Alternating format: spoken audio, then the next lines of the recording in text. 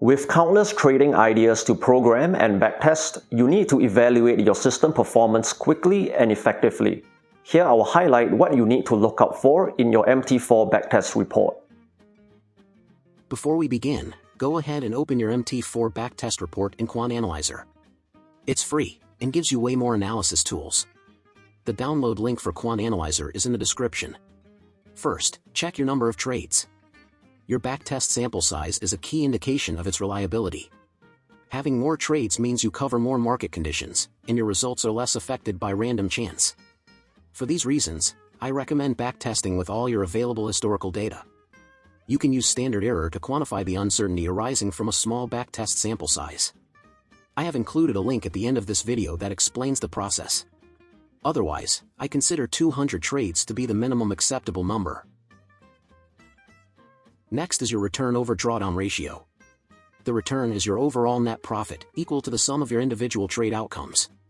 Drawdown is the decline in equity from a prior peak. As trading progresses, your current drawdown will fluctuate in response to your individual trade outcomes. Whenever a new equity peak is reached, as shown by the green point, the current drawdown is 0. For this ratio, the maximum drawdown is used, which is the largest drawdown obtained over your backtest period. The return over drawdown is a simple measure of your risk-adjusted returns. Never make the rookie mistake of considering profits in isolation. You have to trade through the risk to realize your returns. One shortcoming of maximum drawdown is that it usually overestimates the typical drawdowns you will experience in real time. An alternative is the USDJPY index, which essentially measures your average drawdown, while applying a higher weighting to large values. Check out the link at the end of this video to learn more about the USDJPY index. Next is stagnation, which is the time taken for your strategy to reach a new equity high. Even the best strategies will eventually struggle in unfavorable market conditions.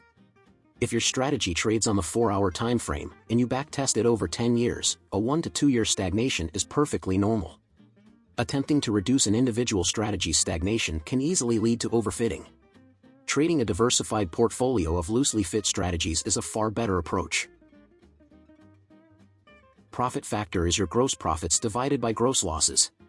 It's a convenient way to compare performance across different strategies and markets. I consider 1.2 to be the minimum acceptable profit factor. If your profit factor goes above 3, think about whether you accidentally curve fit your strategy. Winning percentage and payout ratio. Winning percentage is the number of winning trades divided by the total number of trades. Payout ratio is your average winning trade divided by your average losing trade. These two metrics are often inversely related, and you should consider them together. A mean reversion strategy with a tight profit target will produce a high winning percentage, but a small profit per trade. The opposite is true for trend-following strategies. So the next time someone boasts of a 95% win rate, ask him what his payout ratio is. With knowledge of your winning percentage and payout ratio, you can calculate your average trade, or expectancy, using this formula. It is also equal to your total profit divided by the number of trades. Lower timeframe strategies that trade frequently usually have lower expectancies. In general, I want an expectancy of at least 5 pips. Having this buffer will improve my chances of overall profitability in case I underestimate my backtest transaction costs. Maximum consecutive losses. This can be used to establish your performance expectations after going live. For this strategy, we have a maximum of 9 consecutive losses over the 10-year backtest. If I'm trading this live, and I've lost 10 trades in a row, it would be prudent to consider deactivating the strategy, especially if other metrics like drawdown are equally dire. Long and short profits. For robustness, you want your profits to be evenly split between the long and short trades. This gives some assurance that your strategy will continue to perform even if the market bias changes. If you trade a S&P 500 strategy that makes all of its money on the long side, you'd be really afraid of a bear market.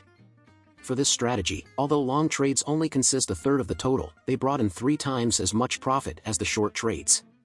This is probably because the dollar-yen has had a bullish bias over the last 10 years. And finally, check out your equity curve. A visual format helps when interpreting consistency and the relative balance of profit and drawdown. Look for a general uptrend with few deep drawdowns. Longer stagnations are common for strategies that trade infrequently. I usually do a quick equity curve evaluation towards the final stages of strategy development. If you're sieving through hundreds of promising strategies, or the perfectionist in you is rearing its ugly head, using the objective metrics mentioned above is usually more efficient. Whatever metrics you pay attention to, remember your backtest results are estimation only. The outcome and sequence of historical trades will never be exactly replicated in future. If your historical performance looks sketchy, it's often best to move on. Avoid analysis paralysis and preserve your mental capital for other trading ideas. Hopefully you can dissect your backtest like a pro now.